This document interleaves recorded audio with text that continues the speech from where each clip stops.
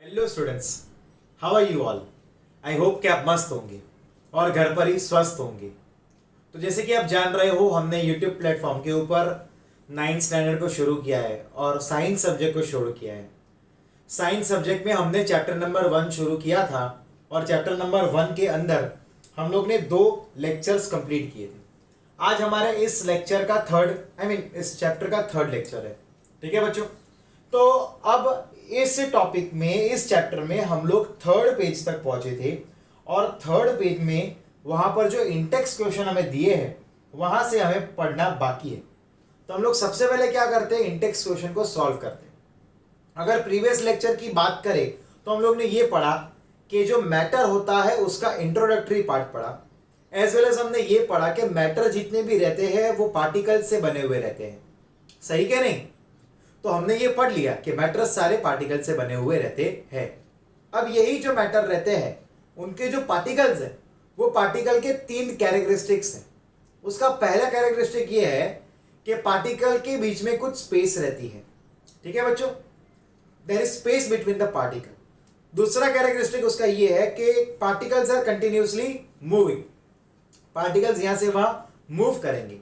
और उसका third characteristic ये है कि पार्टिकल के बीच में कुछ अट्रैक्टिव फोर्स है। ये 3 चीजें हमने प्रीवियस लेक्चर में पढ़ी थी। आज हमें पहले इंटेक्स क्वेश्चंस पढ़ने हैं और उसके बाद हम लोग क्या करेंगे, हम लोग मैटर के स्टेट्स क्या होते हैं वो हम पढ़ेंगे। ठीक है बच्चों, तो चलिए फिर शुरू करते हैं with the in text question. Page number 3 में पहला इंटेक्स क्वेश्चन है, which of the following are matter. अब इनके सॉल्यूशंस मैं बोर्ड पे लिख नहीं रहा, बट मैं स्लो बोल रहा हूं ताकि आप इसको नोट डाउन कर दीजिएगा, नोटबुक को लेकर बैठिएगा। ठीक है, चलिए, which of the following are matter. Chair एक मैटर है, हाँ है। एयर एक मैटर है, नहीं है। ठीक है, लव नहीं, लव मैटर में नहीं आता। वैसे एयर मैटर में आएगा बच्चों, एयर मैटर में आएगा क्योंकि उसके अंदर मॉलिक्यूल रहेंगे अलग अलग गैसेस के। लव जो है वो मैटर में नहीं आता। क्योंकि इसलिए नहीं आता, उसका रीजन ये है क्योंकि वो एक इमोशन है। उसके बाद स्मेल जो है, एक्चुअली में स्मेल को हम मैटर नहीं गिन सकते हैं, बट अगर वो परफ्यूम की स्मेल है या कोई फूड आइटम की स्मेल है तो उसको हम कंसिडर करेंगे एज अ मैटर, क्योंकि वहां पर मॉलिक्यूल्स जो होंगे फूड के या फिर परफ्यूम के वो गैसियस स्टेट में होंगे, तभी हमें उसकी वो फ्रेग्रेंस वगैरह आती होगी। हेट जो है वो मैटर में नहीं आता, क्योंकि हेट एक प्रकार की फीलिंग है तो वो कोई पार्टिकल से बनी हुई नहीं रहती। ठीक है बच्चों, फिर आलमंड्स जो है वो मैटर में आएगा क्योंकि छोटे छोटे पार्टिकल को इकट्ठा करके बनाया जाता है। थॉट जो है वो मैटर में नहीं आता क्योंकि वो भी एक प्रकार की फीलिंग है और वो कोई पार्टिकल से बना हुआ नहीं होता। कोल्ड, ठंडी, वो भी कोई मैटर में नहीं आता। ठीक है, लेमन जो है वो मैटर में आएगा, वाटर जो है वो मैटर में आएगा, एंड स्मेल ऑफ परफ्यूम जो है वो एक्चुअली में वो मैटर में आएगा। लेकिन अगर सिर्फ स्मेल जो आगे हमें दिया है वो मैटर में नहीं आएगा। यहां पर स्पेसिफाई किया है स्मेल ऑफ मैटर, तो I mean smell of perfume, तो वो आएगा मैटर में, क्योंकि परफ्यूम के अंदर क्या रहता है, वो अल्कोहलिक रहता है। और क्या रहेगा कि जैसे परफ्यूम को आप ओपन करोगे या स्प्रे करोगे तो उसके मॉलिक्यूल फैलेंगे, डिफ्यूज होंगे।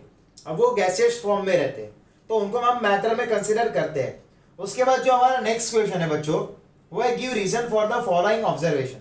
ठीक है, the smell of the hot sizzling food reaches you several meter away, but to get the smell from the cold food you have to go to close। अब यहाँ पर क्या बताया, अगर आपके पास कोई गर्म खाना है, हॉट फूड है, तो आपको उसकी स्मेल दूर तक आएगी, बट कोई अगर ठंडा खाना है तो उसकी स्मेल दूर तक नहीं आएगी।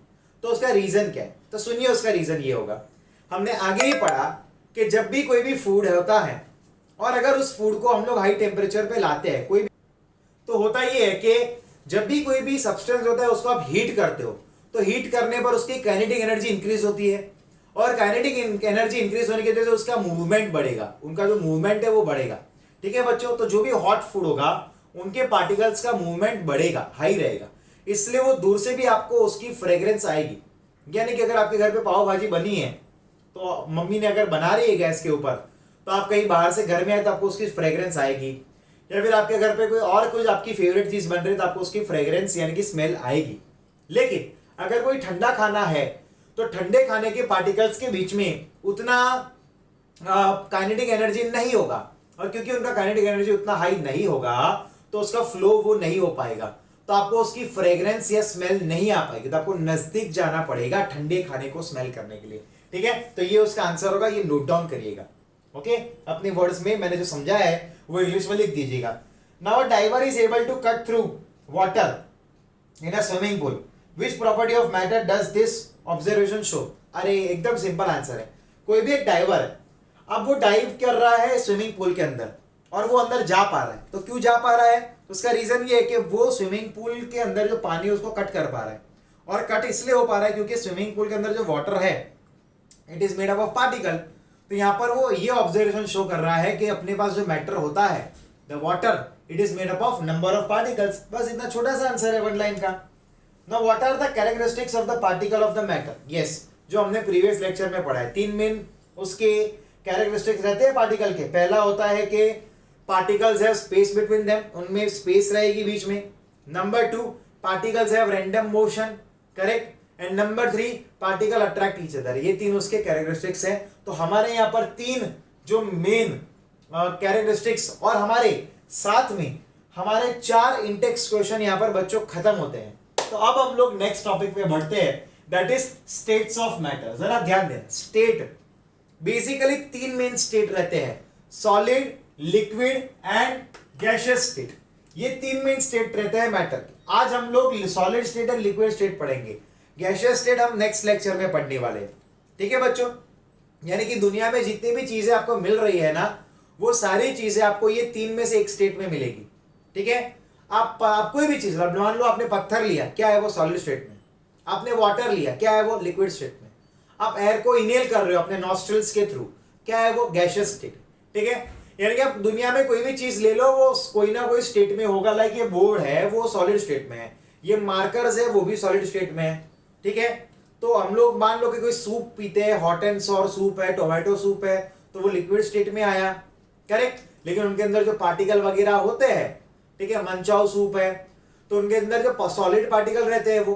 ठीक है, तो स्टेट्स कोई ना कोई ये तीन में से एक स्टेट में सारी सब्सटेंस रहेंगे। ठीक है, लेकिन हम लोग सबसे पहले शुरू करते हैं विद द सॉलिड स्टेट। ठीक है ना। अब सॉलिड स्टेट किनको कहते हैं? तो सॉलिड स्टेट जैसे कि ये मार्कर है, ये बोर्ड है, मेरी ये वॉच है, ये सब सॉलिड स्टेट में आते हैं। सॉलिड स्टेट में याद रखिएगा उनका डेफिनेट शेप रहता है एंड डेफिनेट वॉल्यूम रहेगा। अब आप इसको देखिए, इसका शेप एक डेफिनेट है। अब इसको मैंने यहां से लेकर यहां पर रख दिया तो इसका शेप चेंज नहीं हुआ है बच्चों। ठीक है, शेप जैसा था वैसा ही रहा और उनका वॉल्यूम भी जितना है उतना रहा। यानी कि याद रखना, ये इंपॉर्टेंट कैरेक्टरिस्टिक है कि सॉलिड स्टेट में डेफिनेट शेप एंड वॉल्यूम रहेगा। ठीक है, अब इनकी जो कंप्रेसिबिलिटी है, मैं इसको पुश कर रहा हूं, इसको कंप्रेस कर रहा हूं, वो बहुत ही ज्यादा नेग्लिजिबल रहती है। याद रखना, सॉलिड आसानी से कंप्रेस नहीं हो पाते। ठीक है बच्चों, कुछ ही ऐसे सॉलिड रहते हैं जो कंप्रेस हो सकते हैं, वरना सारे सॉलिड कंप्रेस नहीं हो सकते हैं। ओके, आप अपने मोबाइल फोन जिसमें भी आप पढ़ाई कर रहे हो, आप उसको कंप्रेस करने की कोशिश कीजिए, आप उसको फोर्स दीजिए, पर ज्यादा फोर्स मत देना वरना वो टूट जाएगा तो आपकी मम्मी पापा आपको मारेंगे। ठीक है, तो क्या होगा? तो वो कंप्रेसिबल नहीं होते, solid state are non compressible.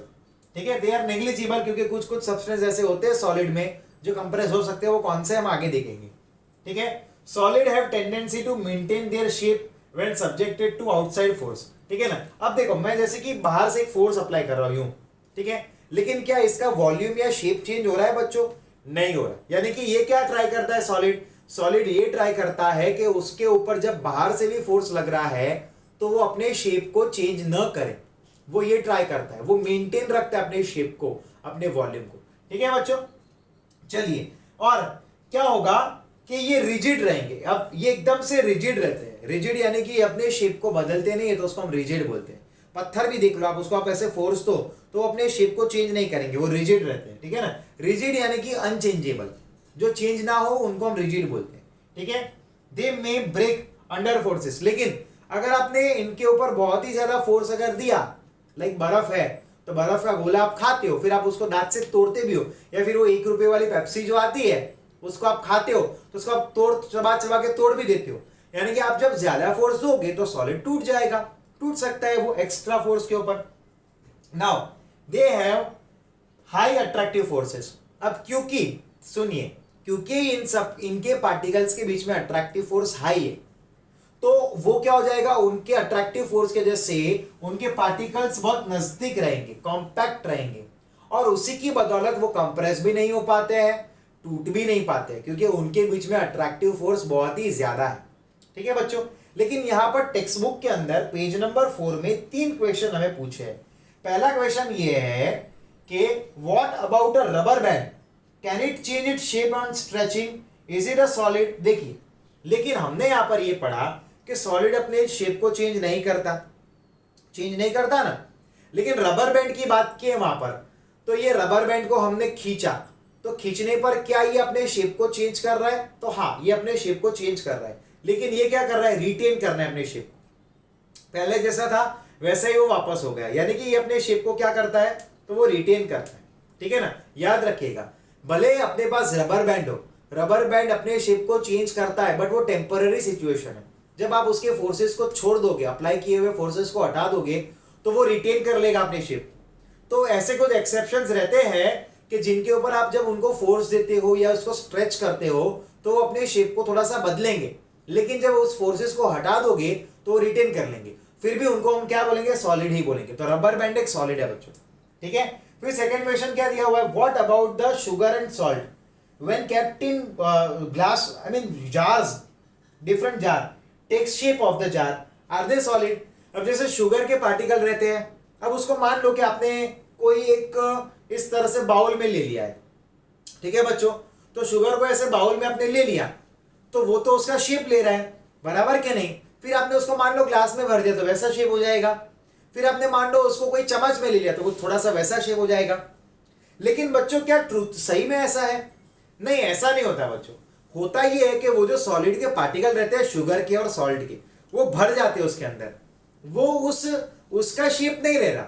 अब ध्यान से देखिएगा, शुगर के तो स्क्वायर स्क्वायर पार्टिकल रहते हैं, क्यूबिक पार्टिकल रहते हैं। अब देखिए उसका शेप कुछ यूं रहता है, हर एक पार्टिकल का शेप इस तरह से कुछ क्यूबिक रहेगा, बराबर कि नहीं बच्चों। तो वो तो शेप चेंज नहीं हो रहा ना। आपने मान लो शुगर को इसके अंदर भरा, तो अंदर जो कण थे, पहले डब्बे में जो शुगर के कण थे, पार्टिकल्स थे, उसको आपने यहां पर भरा, तो वो डब्बे में जो उसका शेप था वही शेप इधर है, यानी कि शुगर का शेप चेंज नहीं हो रहा। ठीक है ना, तो वो सॉलिड में आता है और शुगर का शेप चेंज होता नहीं है। इसको ध्यान से सुनिएगा, है ना। चलिए, अब एक तीसरा क्वेश्चन वहां पर पूछा है। अब ऐसे सेम चीज सॉलिड के लिए भी रहता है कि what about the sponge, it is solid yet we are able to compress it, why. देखिए, हमने एक और चीज आगे पढ़ी कि हम सॉलिड को कंप्रेस नहीं कर सकते, लेकिन स्पंज जो रहता है उसको हम कंप्रेस कर पाते हैं। तो क्यों कंप्रेस कर पाते हैं? क्योंकि उसके अंदर पोर्स रहते हैं। देखिए, जो स्पंज रहता है ना प्यारे बच्चों, उनके अंदर ऐसे पोर्स रहते हैं, और वो पोर्स के अंदर हवा भरी रहती है।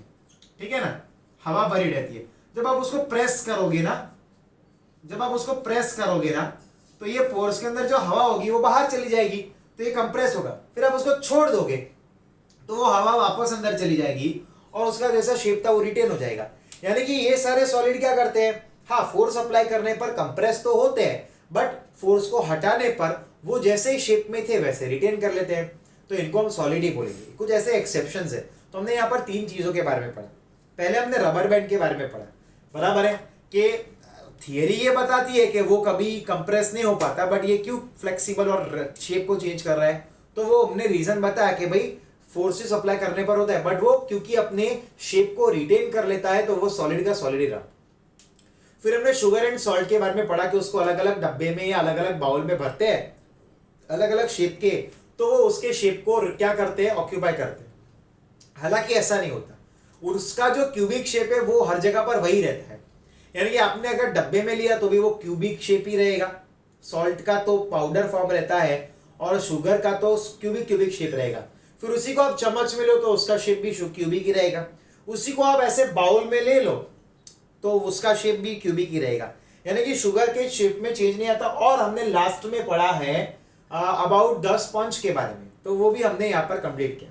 अब जो दूसरा स्टेट है वो लिक्विड स्टेट की बात है बच्चों, ठीक है ना। The second state is about the liquid state. अब लिक्विड स्टेट की हम बात करते हैं तो याद रखना उसका कोई डेफिनेट शेप नहीं होता, ठीक है। लिक्विड का कोई डेफिनेट शेप नहीं होता, लेकिन उसका डेफिनेट वॉल्यूम जरूर रहता है। जैसे कि यहाँ पर मैंने एक ग्लास में वाटर लिया हुआ है, तो आप अगर ध्यान से देखोगे तो यहाँ पर नीचे कुछ डिजाइन है और यहाँ पर नीचे थोड़ा सा शेप बदला और ऊपर इस पार्ट में थोड़ा सा शेप बदला है। तो इस वाटर ने क्या किया, इस वाटर ने इस ग्लास का शेप लिया। हालांकि हालांकि वॉल्यूम तो जो है वो का वही रहेगा, है ना। तो ये क्या करेंगे, अब इसको हम कोई और एक वेसल में भरते हैं। अब मैंने मान लो इसको इस वेसल में भरा तो शेप तो चेंज हो गया बच्चों। यहां पर क्या हो रहा है, शेप चेंज हुआ, लेकिन जो वॉल्यूम ग्लास में था वही वॉल्यूम इसमें भरा। यानी कि लिक्विड का कभी वॉल्यूम चेंज नहीं होता है, सिर्फ उसका शेप चेंज होता है। ठीक है बच्चों, सिर्फ क्या होगा, उसका शेप चेंज होगा, उसका वॉल्यूम चेंज नहीं होगा। ठीक है, और वो क्या करेगा, आप जिस कंटेनर में उसको भरोगे it will take up the shape of the container बच्चों, it will take up the shape of the container. अब क्या हो सकता है, the flow and the change shape they can flow. हाँ, अब अगर इस लिक्विड को मान लो गिर गया कहीं पर, बराबर, तो क्या होगा, वो फ्लो हो पाएगा। ठीक है ना, इट कैन फ्लो और वो अपने शेप को चेंज करेगा। इसका मतलब कि अगर वो अपने शेप को चेंज कर सकता है तो वो रिजिड नहीं हुआ, it is not rigid, it is not rigid. But क्योंकि वो रिजिड नहीं और वो फ्लो कर पाता है तो उसको हम बोलेंगे फ्लूइड। क्या बोलेंगे बच्चों, फ्लूइड बोलेंगे। तो लिक्विड जितने भी रहते हैं वो फ्लूइड रहते हैं। अब इनमें ये फ्लो करने का पावर कैसे आया, तो इसलिए आया क्योंकि उनके पार्टिकल्स के बीच में अट्रैक्टिव फोर्स थोड़ा सा सॉलिड के कंपैरिजन में कम रहेगा, और क्योंकि अट्रैक्टिव फोर्स कम रहेगा उनके बीच में थोड़े से डिस्टेंस ज्यादा रहेगा, और उसी की वजह से वो फ्लूइडिटी करता है, यानी कि वो फ्लो हो पाता है बच्चों। ठीक है, तो लाइक हमने यहां पर एक लिक्विड लिया है, तो लिक्विड के पार्टिकल्स के बीच में आप जरा ध्यान से देखिए, एक सॉलिड को कंपेयर कीजिए और लिक्विड को कंपेयर कीजिए, तो लिक्विड के अंदर पार्टिकल के बीच में थोड़ी सी स्पेस है क्योंकि उनके अट्रैक्टिव फोर्स कम है, और क्योंकि उनका अट्रैक्टिव फोर्स कम है और स्पेस भी ज्यादा है तो वो फ्लो कर पाएगा, और उसी को हम बोलते हैं फ्लूइडिटी। ठीक है, हाँ याद रखिएगा, वो अपने शेप को चेंज कर सकता है, वेसल के मुताबिक शेप को करता है, इसलिए उसके अंदर प्रॉपर्टी क्या आएगी, फ्लूइडिटी आएगी।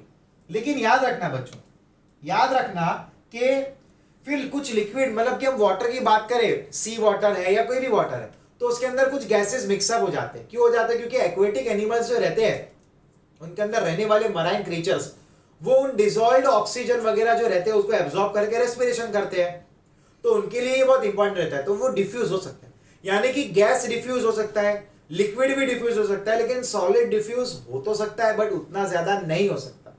ये आप चीज याद रखिएगा, सॉलिड डिफ्यूज हो सकता है बट उतना ज्यादा नहीं हो सकता, but liquid and gas diffuse हो सकते हैं। हालांकि गैस सबसे ज्यादा डिफ्यूज हो सकते हैं बच्चों, gas can diffuse in highest amount.